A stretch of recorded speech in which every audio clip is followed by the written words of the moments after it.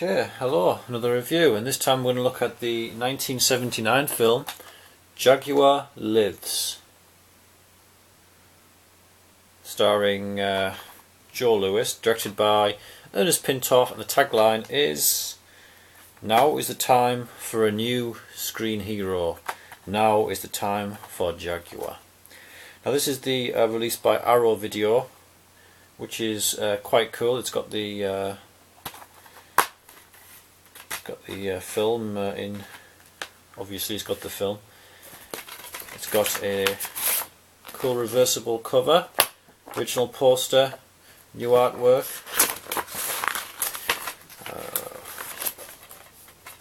It's also got a Jaguar Lives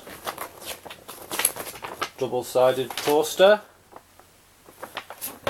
and a nice booklet telling you all about the film, interview with Joe Lewis, the late Joe Lewis, and very good booklet. And the film has special features. It's got a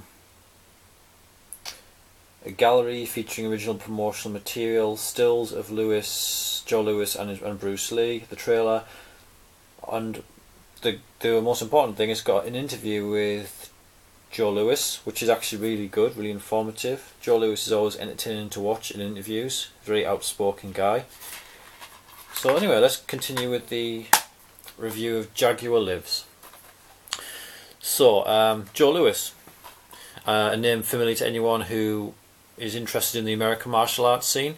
A young, blonde, muscular and charismatic ex-Marine.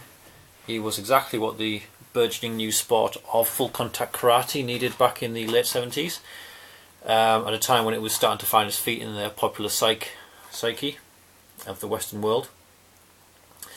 Along with such others as Chuck Norris and Mike Stone, he was instrumental in raising the profile of this most niche of sports. With an impressive list of physical achievements behind him, to name but a few, in 1966 he won the very first tournament he entered, the US Nationals, after just 22 months of training. He became the first ever professional karate world champion in 1968. He was inducted into the Black Belt Magazine Hall of Fame as the 1974 Full Contact Karate Fighter of the Year. So it was inevitable that Hollywood would soon come calling. And calling did come in 1978 when Joe was chosen as the star in the martial arts action adventure Jaguar Lives.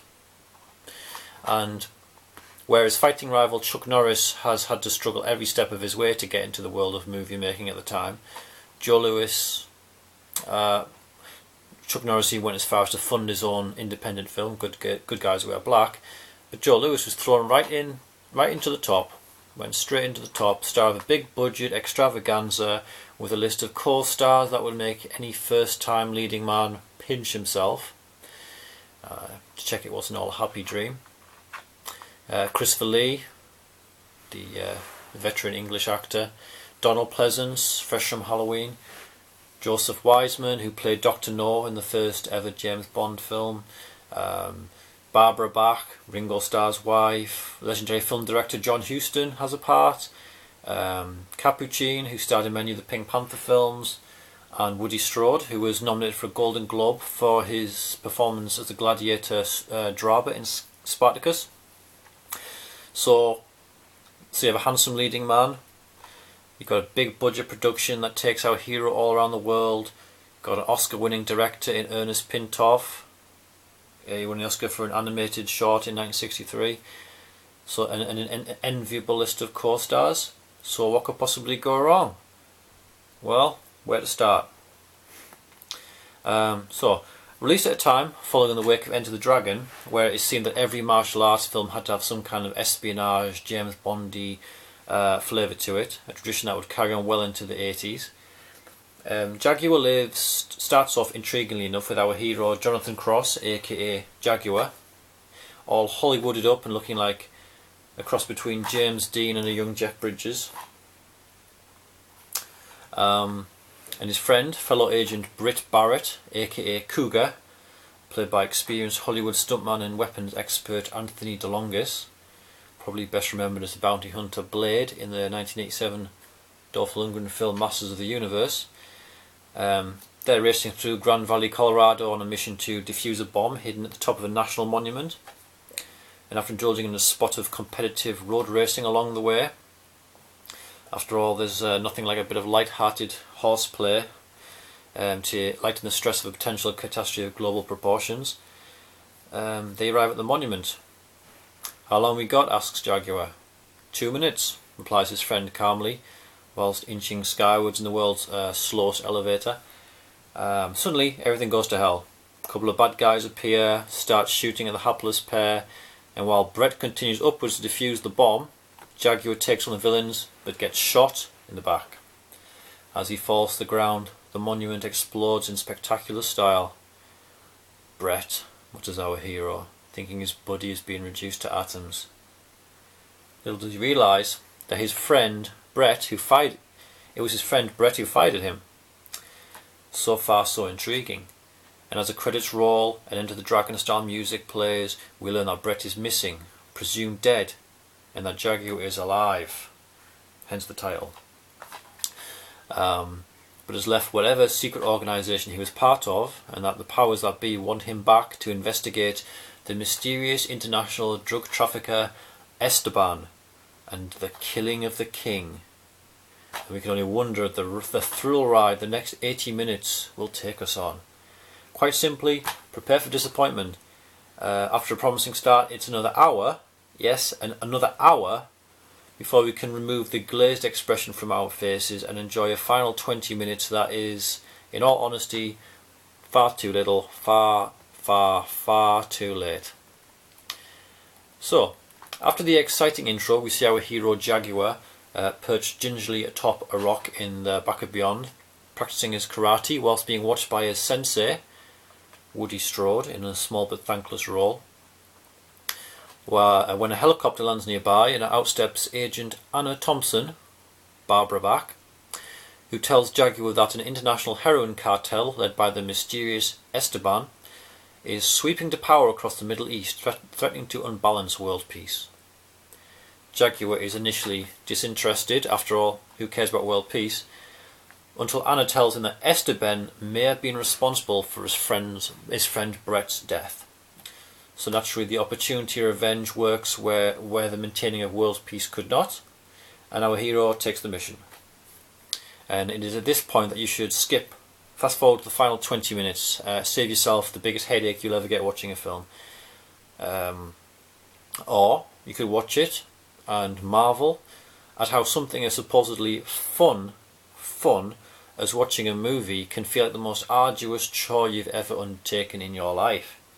The cinematic equivalent of 10 years hard labour in a hellhole Mexican prison.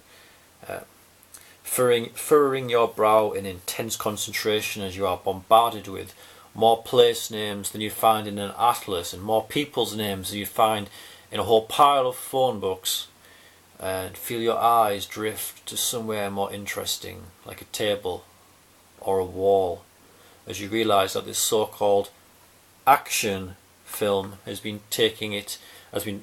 more talking in it than you'd find in the most vocal of debating societies.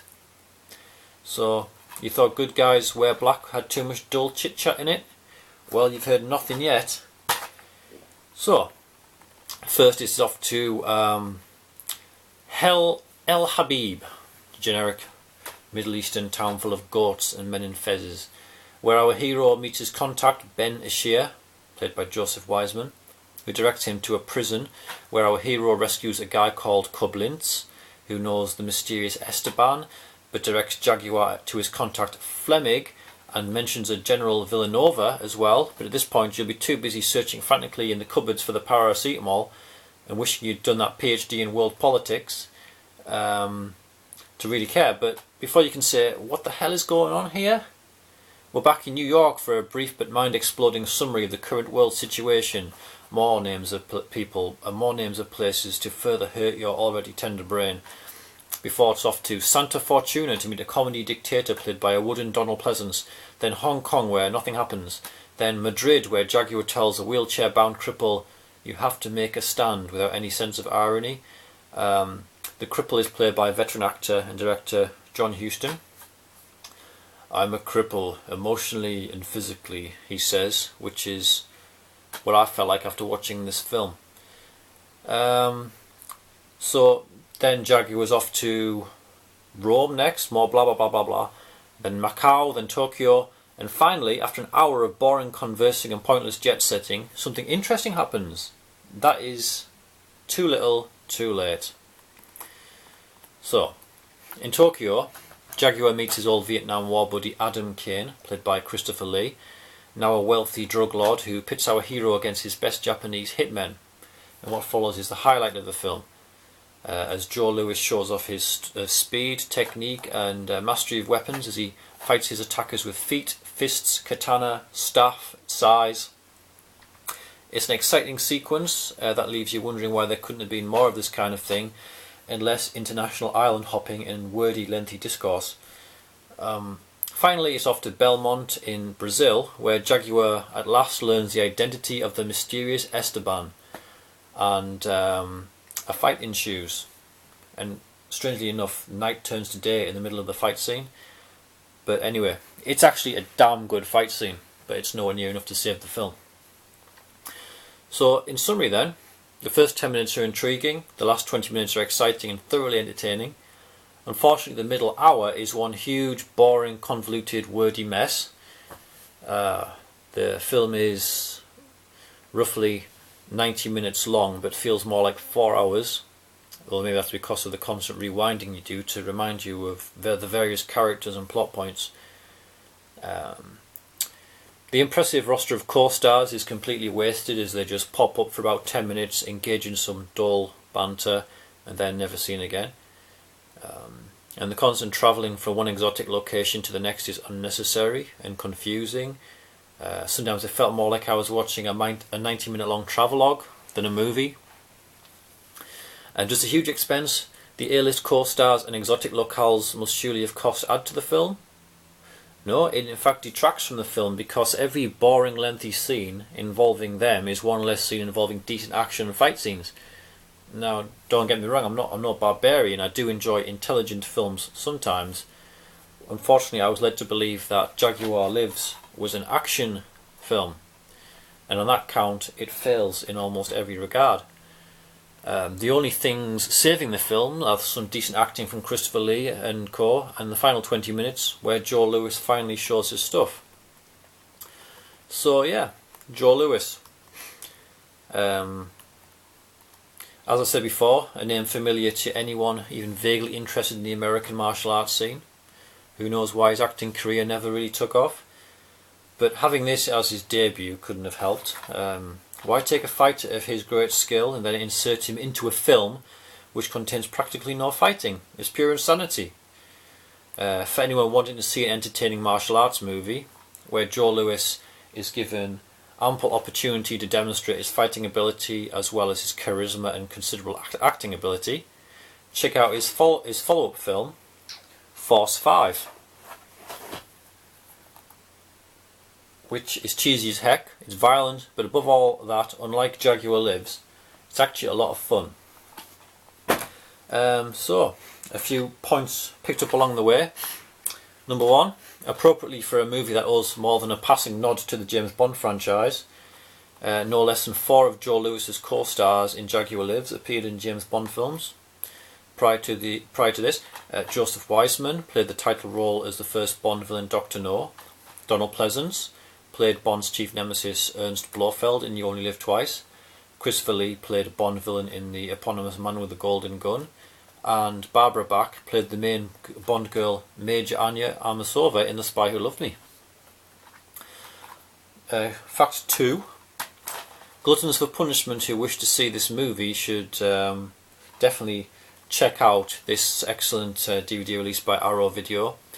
It's got a few good special features, as I said before, yeah, definitely if you want to see this film, check out this version, the Arrow videos. Definitely the best version. Fact number three. The DVD cover image of Joe Louis performing a flying kick was taken from the cover of his humbly titled book, The World's Greatest Fighter Teaches You How to Master Bruce Lee's Fighting System. This image was also years later slightly adapted and used for the cover of the 1988 computer game Target Renegade for the Amstrad and Spectrum home computers and Commodore 64. And number four, sadly Joe Louis died on August 31st 2012 at Coatesville Veterans Affairs Medical Center in Pennsylvania of a brain tumour. Short though his film career may have been, there was much more to this great man than just acting. As an early ambassador of martial arts in America and arguably the greatest karate fighter the art has ever seen in the West, Joe Louis's legend will live on forever. So that's Jaguar Lives. And incidentally, one final point, he only really made a few more films after Jaguar Lives. That was Force 5, and then there was a long gap where he made no films at all, which we'll talk about another time. And then he made Death Cage, and this DVD for some reason has got Joe Louis's face on Cynthia Rothrock's body. I don't know why that is. And the Godfrey Ho, two films spliced together, Mr. X. We'll talk about them another time. So thanks for watching. Goodbye.